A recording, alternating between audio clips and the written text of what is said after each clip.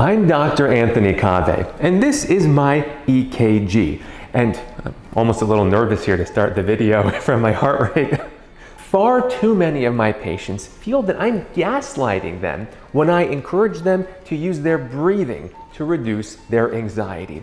I'm not anti-medication or anti-talk therapy. I'm a big advocate for ketamine therapy and other modalities, but I always want to emphasize your inner healing capacity to help naturally reduce anxiety without the need for external medications or their side effects. So I connected myself to the life support monitors here in the operating room so I can show you on my body how my heart responds to these breathing techniques, to focusing and giving attention to this most basic human necessity to be able to harness its power to help reduce our anxiety, help improve our mood, and to hopefully show changes in my heart in live, real time with you watching.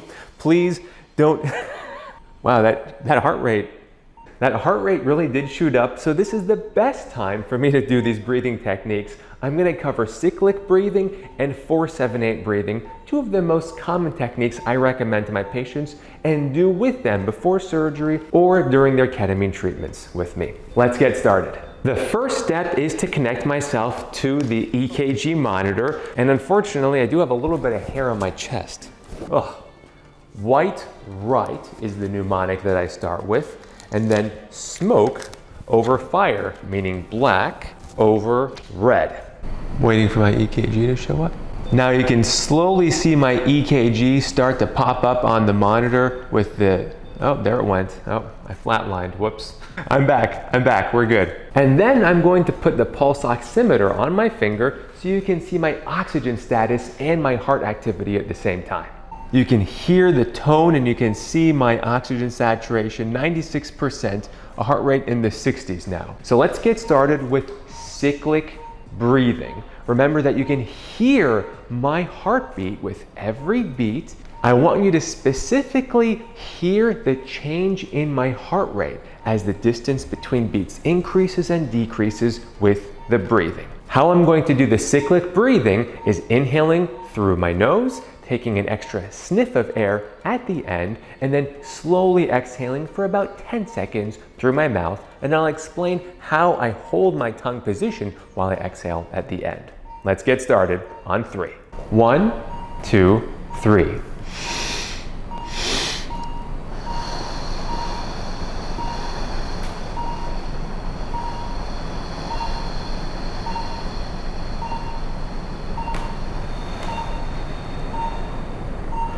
I'm going to do it one more time. Listen closely to how the heart rate increases, then slows down with that inhale and that 10-second exhale. 1, 2, 3.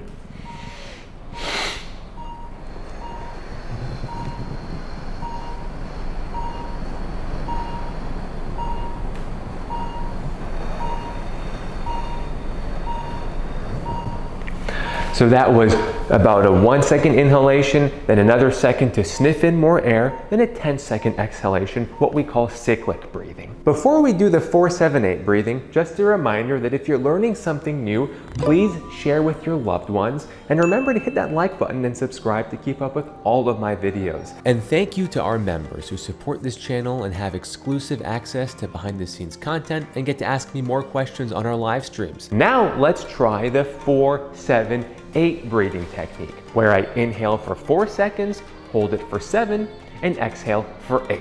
Starting on 3, 1, 2, 3.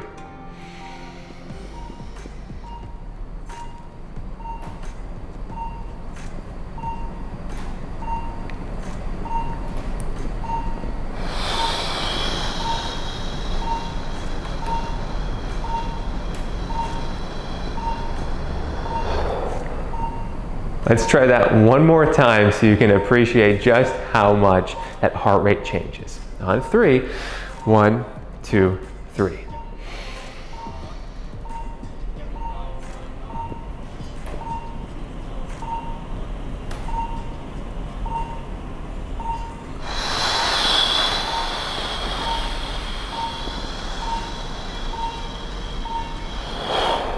So you've already noticed that I am breathing in through my nose and exhaling through my mouth.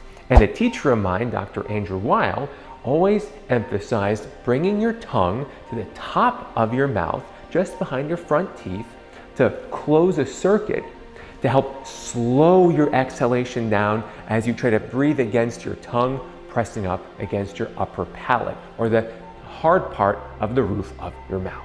There you have it, cyclic breathing and 4-7-8 breathing, and you can immediately hear the change in my heart rate variability. Now I'll repeat these breaths multiple times. It's not just a one breath and you're feeling good for the rest of the day. I might do this multiple times at once and then repeat it throughout the day, and I'll combine this with the guided imagery, like the videos that I'm posting online soon. You should absolutely listen to those before surgery or to help you fall asleep, and you can integrate this breathing with those guided imageries.